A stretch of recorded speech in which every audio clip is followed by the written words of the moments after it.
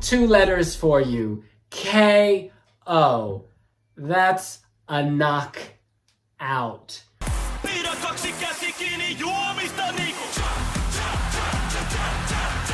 This is everything. Bravo. Bravo, bravo, bravo, bravo. Just really provocative and everything that I love. Oh my gosh, Finland. I can't believe that is a song you're sending. I'm so happy.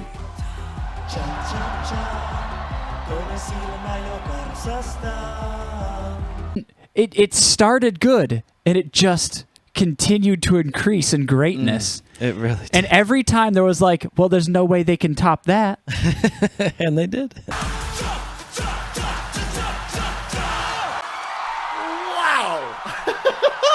I loved every second of that. That was awesome. Every Eurovision fan has that one song. That one song that turns them from a casual viewer of the contest to an obsessive stan. That song that blew up all their preconceived notions of what music could be and made them feel seen for the first time in their life. For me, that song was the 2023 televote winner. Okay, so maybe I'm exaggerating just a bit, but not a lot. Obviously, I love the song, I love the performance, I love Kadia. But I'm not the only one. Cha Cha Cha won the public vote by a large margin in 2023 and received the second highest televote score by percentage of all possible points ever, only beat by Ukraine's televote score in 2022. Every single voting country, including the rest of the world, gave points to Finland, and no country gave it less than 6 points. During the voting segment of the grand final, the audience chants of Cha Cha Cha and Kadia was practically deafening. Just 7. Yeah, he got the 12, you're quite right. Just 7 juries left. Okay, we're going to take a look at the top 3. Graham Norton is speaking, for God's sake. So, the song was popular. And it still is, considering the EBU decided to bring Kadia back this year for a mashup of Cha Cha Cha and Rim Tim Taggy Dim, another song with a special place in many fans' hearts. What I want to figure out today is why is this song so iconic? I think a big part of the success of this song is the unique and interesting blend of genres. It starts out with obvious metal inspiration, with a touch of electronica in that now iconic synth riff. Metal is a divisive genre in the general public, so when the song opens up halfway through to a far more upbeat dance pop tune, it becomes far more palatable to the section of the population that are put off by the first half. Some have described the two halves as completely different songs, which is a risk in and of itself. A song that changes so drastically can prevent the listener from properly getting into it and can alienate those who might prefer the more metal elements in the first half or those who prefer the more pop parts in the second half. Yet, the two halves of Cha Cha Cha manage to blend together so smoothly. The song sticks to its tempo, and the finale of the song manages a blend of both styles with one final loud chant of The composition is unique and very Eurovision, but there's a good reason for this. The song is, of course, sung in Finnish, so to most its meaning is opaque. The song is about someone who uses alcohol as a way to loosen up at the end of the week, but deeper than that, it's a song about the Finnish drinking culture specifically. Finnish people are known for being pretty reserved, icy even. And so the story of a grumpy, introverted Finnish guy going to the bar and downing a bunch of pina coladas in order to finally let loose clearly resonated with a lot of Finns. Side note, I'm from New Zealand, and the one Finnish person I met in New Zealand told me that she found us reserved and hard to befriend, so maybe that's an indication of why I resonated so hard with the song. Kadia has said that he doesn't feel the song is a drinking song, and that you don't need alcohol to let loose. The song is more supposed to be about that feeling of freedom you get when you allow yourself to dance without shame or reservation. While the meaning of the lyrics may be opaque to non-Finnish speakers, the staging of the grand final performance is a masterful piece of visual storytelling. We start with Kadia in a box, gradually breaking out of it.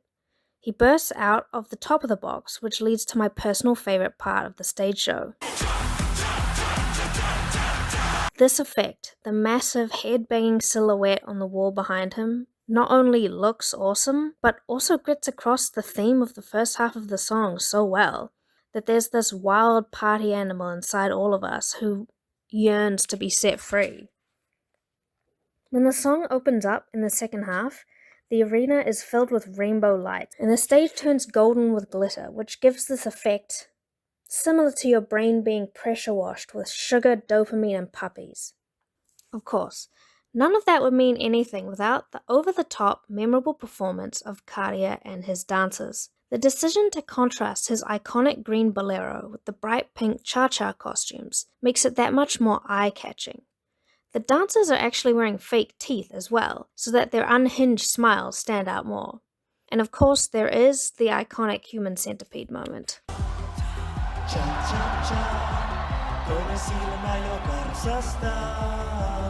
The dancers are amazing, and I fully want to acknowledge the weirdness and manic energy they bring to the performance in the best way possible.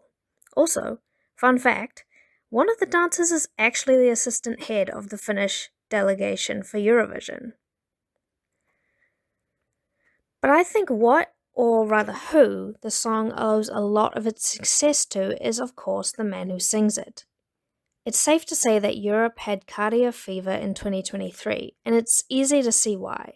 Here was this goofy little Finnish guy with a bowl cut who was seemingly looking for any opportunity to take his shirt off. He came out of nowhere, his song was a banger, and he absolutely owned the stage every time he was on it. In his own words, he may not be the best singer or the best dancer, but he is a good performer. And if you want proof of that, upon first watching his grand final performance, I assumed that this was rehearsed because of how perfectly he manages to execute this dodge, but nope, this wire was not supposed to be there. It was never there in rehearsals in Liverpool, and yet what could have been kind of a serious mishap, definitely would have been if I were in his place, barely even registers as an incident.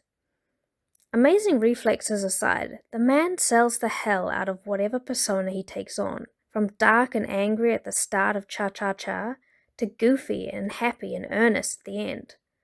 From a more typical rapper persona at his gigs to this ultra camp performance at this year's Melody Festivalen.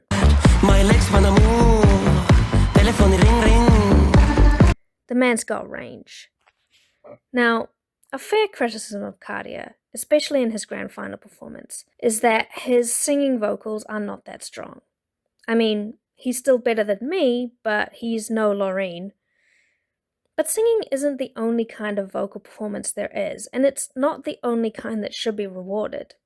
While his vocals in the second half of the song may be a bit shaky, his performance of the rap half should not be overlooked. Now, it's always hard to know how much of the televote in Eurovision comes from fans who follow the whole competition, and how much of it comes from casual viewers who just watch it on the night. But for the former, I want to talk a little bit about how Karia's conduct in interviews and with fans added to his popularity. Who is the real Karia, the puppy or the beast? Maybe puppy. Him wearing that same outfit everywhere, his English being noticeably worse than many of the other contestants, yet his perseverance in interviews, his habit of constantly smiling and insisting that he is just a normal guy from Finland, his openness about his past struggles with his health, and his desire to show the Finnish people that it is possible for someone to win Eurovision with a Finnish language song, are just a few things that made people fall in love with not just Cha Cha Cha, but with Karia the person. He was so kind. He smelled of flowers, actually. Looking into people's reactions to the song and trying to figure out why we all liked it so much was a lot of fun. And not just because it meant I got to listen to the song a bunch more times. Musical taste is so subjective, but there are times that a song can really break down those barriers of what genres a person tends to gravitate to and achieve the closest thing to being objectively good. I think Cha Cha Cha, for a brief moment, truly united us through music. 243 points! at least for a little while.